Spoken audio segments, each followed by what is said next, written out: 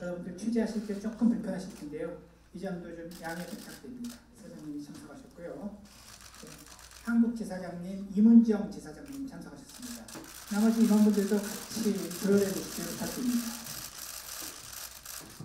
Ladies and gentlemen, good morning. KLM wishes to explain its position regarding the crew-only lavatory in response to the incident on board KLM 855 flight Amsterdam to Seoul of the 10th of February. First of all, we would like to express our sincere apologies to all passengers who were offended by the operation and the announcements of the crew-only lavatories. It is not KLM policy to reserve lavatory for crew. The decision was taken by the crew. The announcement was written in Korean and the English version was added later, only when it was pointed out by some customers. This is a human mistake, but we don't take it lightly, and again we apologize for it. We take the allegations that we have discriminated against a part of our passenger very seriously. We are deeply sorry that this was viewed as discrimination, which was absolutely not the intention of the crew. The issue was immediately reported to our headquarters crew executive and is under investigation internally.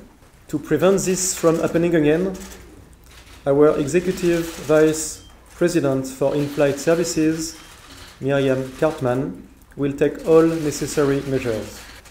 The members of that particular crew will talk with in-flight senior management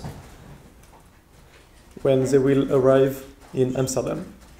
In addition, we have reminded yesterday to all KLM crew worldwide that it was not allowed to reserve lavatory for the sole usage of the crew.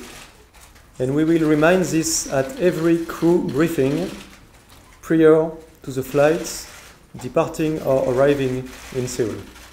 We would like to take the opportunity to apologize to the passengers who have been inconvenienced on board this KLM aircraft and to the people of the Republic of Korea who have been offended by the incident. 저희가 포디움을 잠깐 마지막으로 수정이 돼서 저희가 이 공문에 약간의 출제법 오류가 있는 점을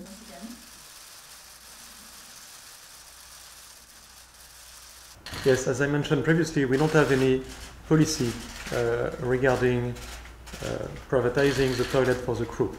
We don't have any manual for this because it's not a company policy.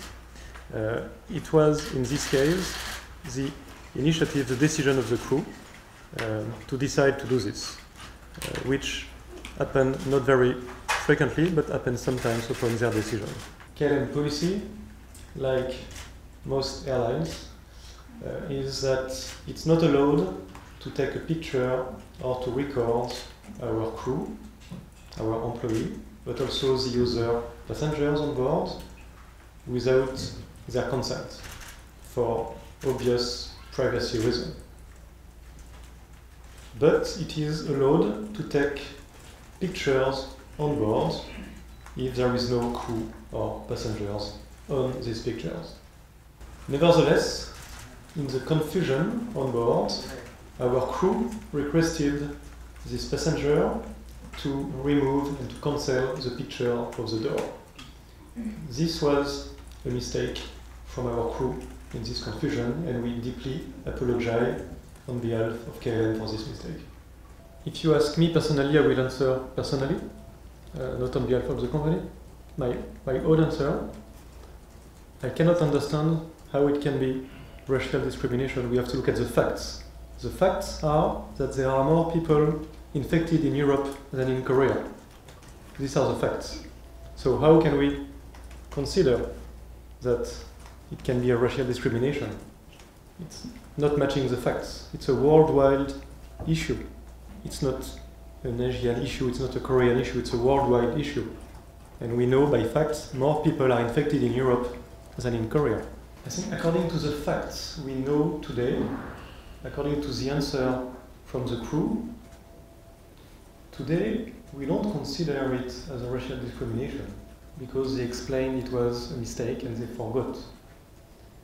But it is just based on the first element. We cannot conclude 100% on the first element. So this is what I believe today. Also, to answer the previous question, what I believe today is that it's not a racial discrimination, it's that it's a basic stupid mistake.